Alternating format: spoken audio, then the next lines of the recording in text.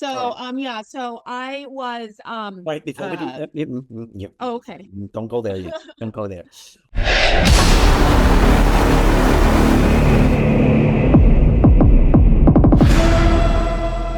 Yeah, I lost some habits and was eating more than I needed to, and I put on weight.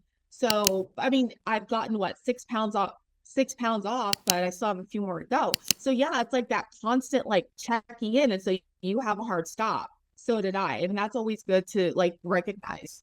Yeah, and you hear them talk on the show about, oh, you need to get past that. Nope, sorry. I have no problem. You want to get me back down to 170, 165, and then do it. That's fine. But I got to Yeah. get down there before I have the leeway. So one of the Yeah. things I did want to Yeah. talk about with you is you being a muscle mommy, a muscle cat mommy that my talks about, a muscle mommy. So we kind of spoke about this before we were recording, but it's not going to be in the show, Yeah. about why it's important for women to be strong. Because I think I think it's getting better, but I think so. there's a perception about, well, women shouldn't lift weights. And my comment would I be, why wouldn't you want to be strong? And I think that it's like y'all don't understand that to get big, you It need, takes so much. yeah, it's hours in the gym and drugs. Yes, like oh my God, I just had, in fact, that's what I'm honestly thinking about discussing that in one of the videos I'm going to film because I just had a coffee date with a friend and she literally said the words you just said. And I was like, oh my God, honey, you did not get bulky. That was the fat around the muscle that you still had that made you look bulky while you're also gaining the muscle because she did start a program and was really lifting a lot with the trainer and she was getting stronger. But she's like, but then I started getting bulky. I'm like, honey, the bulk is the fat because muscle takes up less space than fat does. So you still have all this fat while you're building muscle. Yeah, you're going to feel bulky. Of course you are because you have to trim the fat. But so answering your question though, it's so important to weightlift, men and women, but especially women, because as you get older, arthritis sets in, osteoporosis could set in. That runs in my family, the arthritis on a different level. So that's why for me, but it also helps you with your metabolism. Not only do you want to be strong with squatting, because guess what? Squatting is a movement that you have to do almost every day and just, lifting all these things are functional moves. And as you get older, if you don't have strength, you're not going to just be able to do that on an everyday basis. So you need to train your body to do those hard things. So as you get older, it's not you breaking a hip and then dying because that's a quick way to end your life. It's a statistic. So Right. many It's of us are under you ask that muscled. what I will ask people is, so Mhm. over 65, what's the most dangerous thing in your house?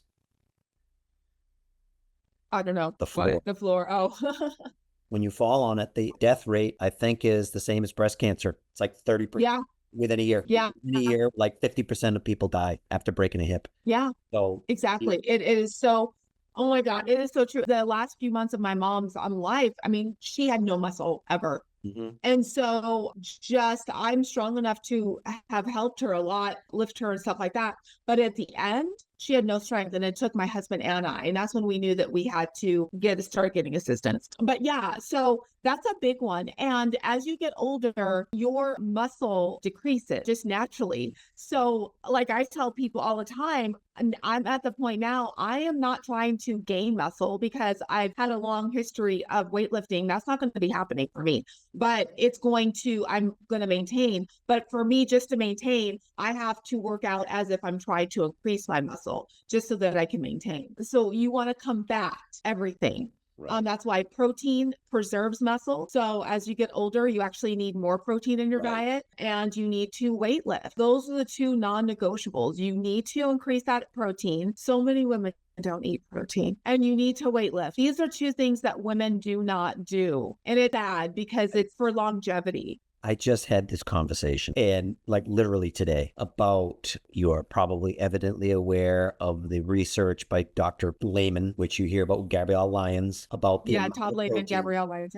the amount of protein, and I never remember the age. See, like 35. It's actually not that old, that you need to get 30 grams of protein per meal to hit the leucine threshold, so your body knows to either build or maintain muscle. So even if you're not doing anything, if you're just eating enough protein, and when I said that's 5 eggs, and the look was like, well, but when I eat eggs, I'm full, and I can't eat more than one. Oh my God. Sadly, I even had this conversation with my father. Oh, I have it with mine too. Yeah, he's in his late 70s. And I'm like, Dad, you got to eat protein. You've got to eat protein. And I want him to eat fat and carbs with that protein because he needs to put on weight. But yeah, so no, you're right. And so women just don't. And so when I give an example of what it looks like, because a lot of times, just like today, she's like, well, how many calories should I be eating? And I said, I can't tell you that. You need to track for at least a couple of weeks to see where your baseline is. And then we go from there. I can't tell you how many calories you should be eating, because if you track accurately for a couple of weeks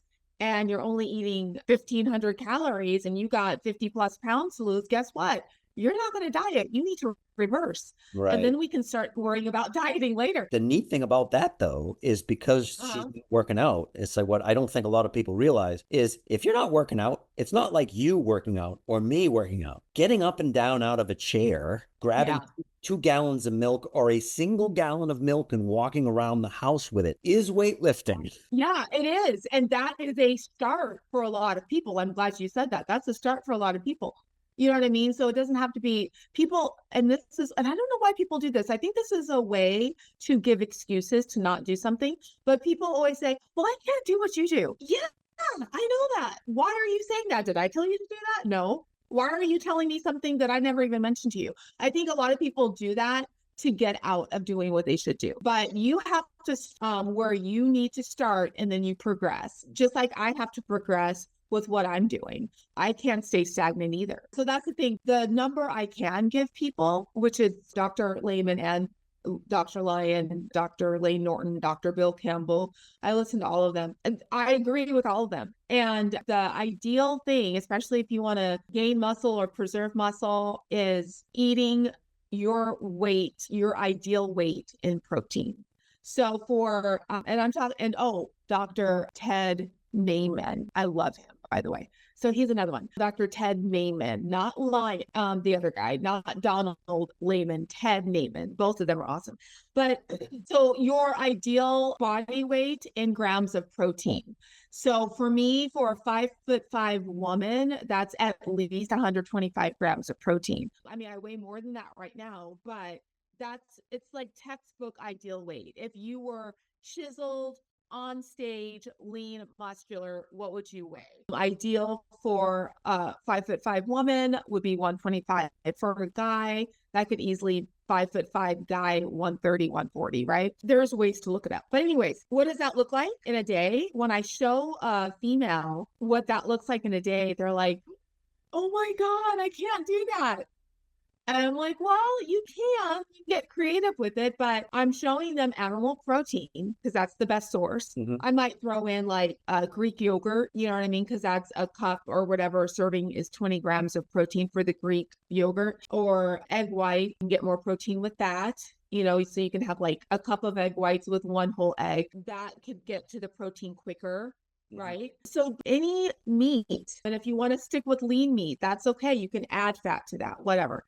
But it's a lot to take in, you know what I mean? Because they don't realize that 20 grams of protein is usually 4 ounces of whatever meat, fish, poultry they're eating. That and the whole leave the skin on. Yeah, because, you know, a lot of protein comes with fat.